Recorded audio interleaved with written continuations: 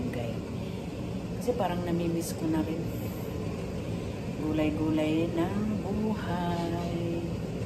Ito guys ang aking gulay guys. Ayan, nagpakulo na ako ng bawang, sibuyas at aluya, tanglad dito guys. Kalabasa. Yung sawog ko guys, ito ang daing. Matagal na yung daing ko guys.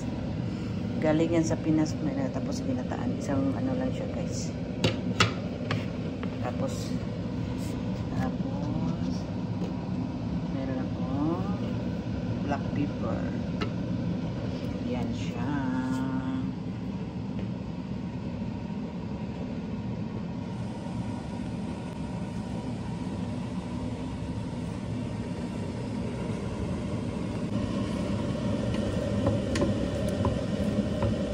Kumukulo ng ating sabaw. Kunting tubig lang kasi ayoko yung maraming tubig sa gulay ko.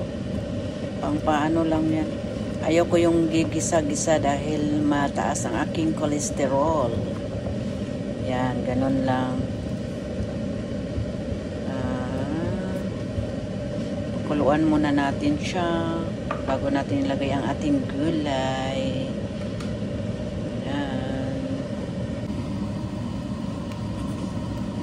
Ating sitaw guys.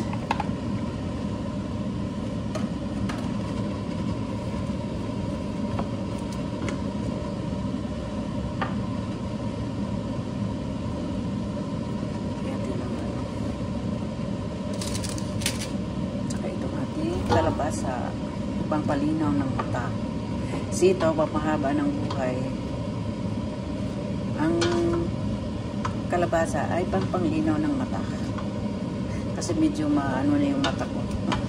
Hindi na talaga, hindi medyo. Ganon lang, ganon. Halo-halo muna natin guys ha.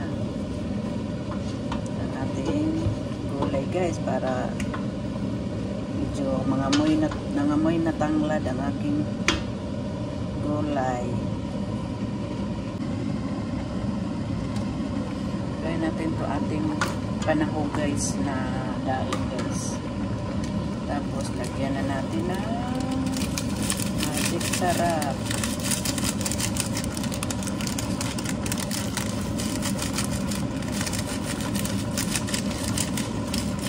Virgin naman tong ano ko eh. Tapos lagyan natin ng black pepper. Gusto ko maraming black pepper. Tapos, i-mix na natin yan.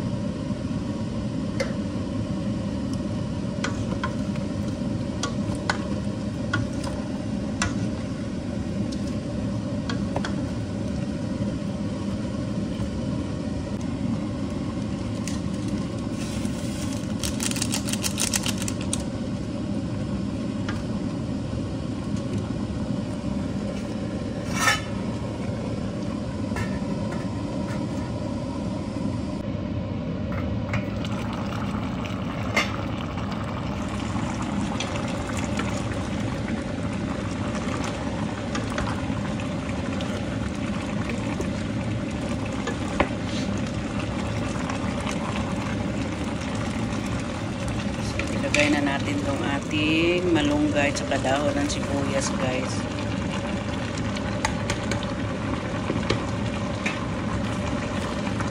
Kasi luto na.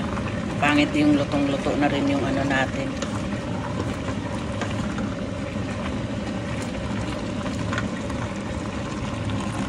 Ayan na guys, ang ating gulay. Luto na.